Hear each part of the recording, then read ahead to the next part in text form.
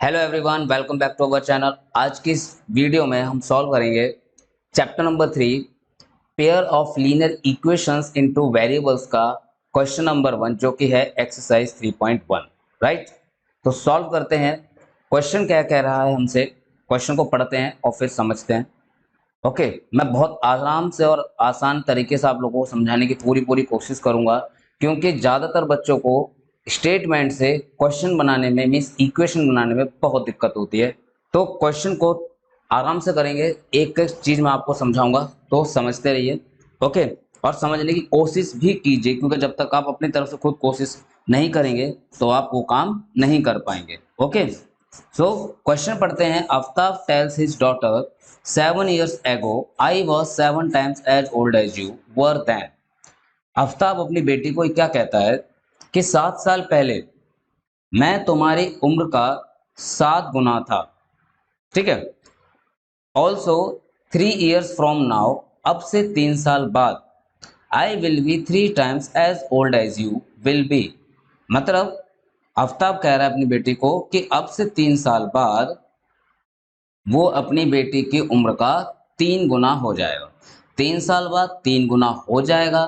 7 साल पहले वो अपनी बेटी का 7 गुना था, उम्र का 7 गुना था। इस चीज को हमें, इस सिचुएशन को हमें अलजेब्रिकली और ग्राफिकली दोनों में दिखाना है। ओके, तो लीनियर इक्वेशन की जो खासियत होती है वो ये होती है कि जो चीज हमको नहीं पता हम उसको लेट कर लेते हैं। तो यहाँ पर हम लेट कर लेते हैं, मान लेते हैं कि आफ्ताब की जो है एज, आफ्ताब्स एज क्या है, एक्स ईयर्स। ओके, और उसकी बिटिया की एज, डॉटर्स एज क्या हो जाएगी, वाई ईयर्स। अब आफ्ताब की एज एक्स ईयर होगी, डॉटर की एज होगी वाई ईयर्स। ओके, तो क्वेश्चन कह रहा है 7 years एगो, 7 साल पहले। तो क्वेश्चन के हिसाब से चलेंगे, है ना। तो 7 years एगो, 7 years एगो, 7 साल पहले आफ्ताब की जो एज थी, आफ्ताब एज कितनी रही होगी। देखो बेटा, आज एक्स है तो पहले तो कम रही होगी ना, इसीलिए माइनस हो जाएगा। और इसी हिसाब से डॉटर के में भी क्या हो जाएगा, माइनस हो जाएगा। डॉटर्स एज क्या हो जाएगा, y-7। अब ये क्या कह रहा है कि 7 साल पहले की एज तो हमने दोनों की निकाल ली, लेकिन 7 साल पहले आफ्ताब अपनी बिटिया की उम्र का 7 गुना था, इसलिए यहाँ डॉटर की जो एज है 7 साल पहले, उसमें हम क्या करेंगे, 7 का मल्टीप्लाई कर देंगे।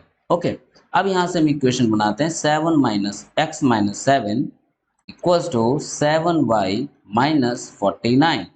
सो एक्स, वाई को उधर लेके आ जाते हैं। 7y इक्वल्स टू, ये माइनस का 49 तो अपनी जगह पर है ही, और ये इधर आके प्लस का 7 हो जाएगा। सो x - 7y इक्वल्स टू हो गया हमारा माइनस का 42। ये एक कंडीशन जो दी थी, एक स्टेटमेंट जो दी थी, उसका हो गया।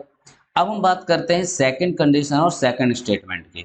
सो after 3 years, after 3 years Aftab age क्या होगी, आफ्ताब्स एज।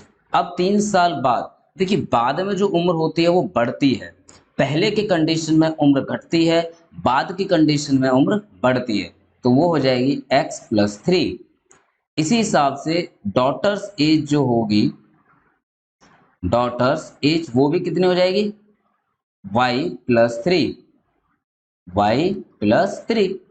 अब दोनों की एज को हम क्या करेंगे, बराबर डालेंगे, और ये देखेंगे किसकी एज कितने गुनी है। तो फादर की ही एज मीन्स आफ्ताब की ही एज उसकी बिटिया से 3 गुनी है, तो बिटिया की एज तो ये रही, तो ये हो जाएगा यहाँ पर 3 का मल्टीप्लाई। तो ये हो जाएगा x+3 इक्वल्स टू 3y+9। ये हो जाएगा x, और 3y इधर आके हो जाएगा माइनस का, और ये हो जाएगा 9, और इधर जाके हो जाएगा माइनस का 3। सो इक्वेशन बन जाती है x - 3y equals to 6। Okay, x - 3y equals to 6 बन जाती है। राइट, अब ये हमारे पास दूसरी स्टेटमेंट के हिसाब से दूसरी इक्वेशन हो गई। तो अल्जेब्रिक स्टेटमेंट क्या हो गई इन दोनों के, अलजेब्रिक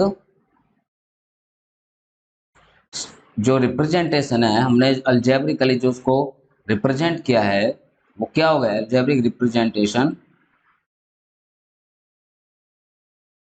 एक हो गया x minus 7y equals to minus का 42, और दूसरा हो गया x minus 3y equals to 6। Okay, तो ये दोनों इक्वेशन जो हमने बना दी, ये इक्वेशन बन गई अलजेब्रा के हिसाब से, यानी इस स्टेटमेंट के हमने इक्वेशंस तैयार कर दी। राइट, यहाँ तक समझ में आ गया? तो लाइक कीजिए, शेयर कीजिए और सब्सक्राइब भी कीजिए चैनल को। सो अब हम करेंगे इनका ग्राफिकल रिप्रेजेंटेशन, क्योंकि अलजेब्रिक हमने निकाल लिए। अब इन्हीं अलजेब्रिक एक्सप्रेशंस का यूज करके हम क्या करते हैं, इनके कोऑर्डिनेट्स निकालते हैं। सो जैसे पहला इक्वेशन है हमारा, यहाँ पर मैं लिख लेता हूँ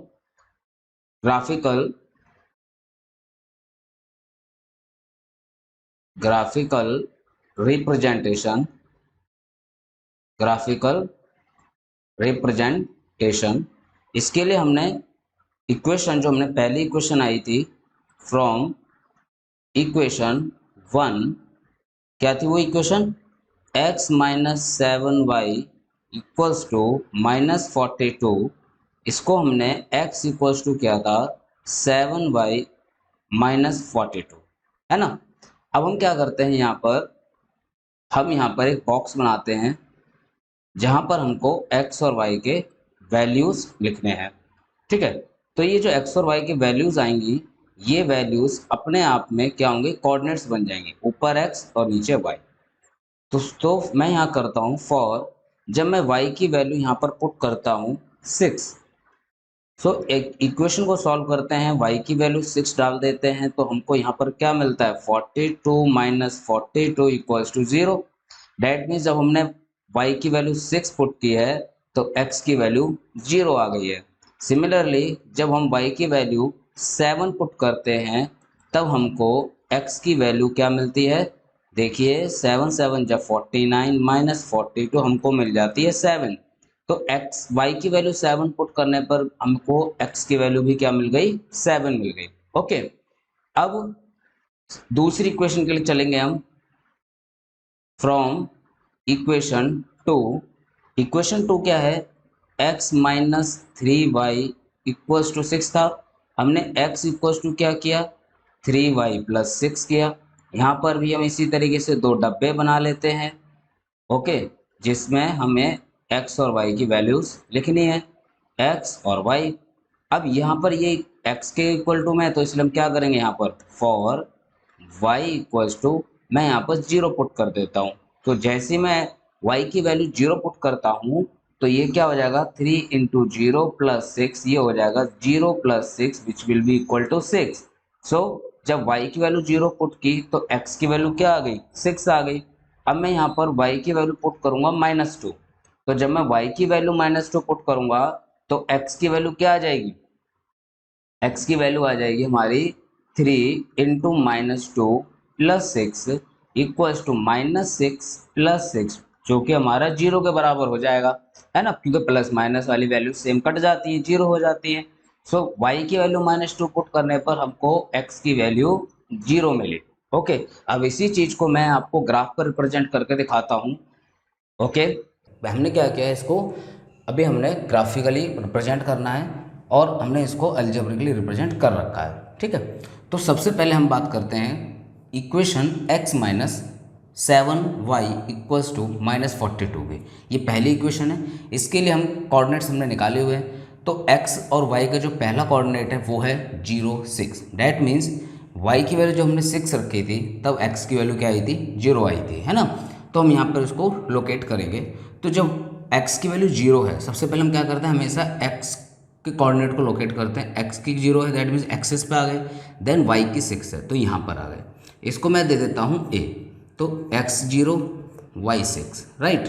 सेकंड, जब हमने y की वैल्यू 7 डाली थी तब x की वैल्यू भी 7 आई थी, तो 7 x की एक्सिस पर x की वैल्यू ये रही और y एक्सिस पर 7 ये रही। तो यहाँ पर हमने इसको b लेट कर लिया और 7 7 इंडिकेट कर दिया। अब हम क्या करेंगे, इन दोनों पॉइंट्स को ज्वाइन कर देंगे। ओके, तो हम क्या करते हैं, दोनों पॉइंट्स को ज्वाइन करते हैं।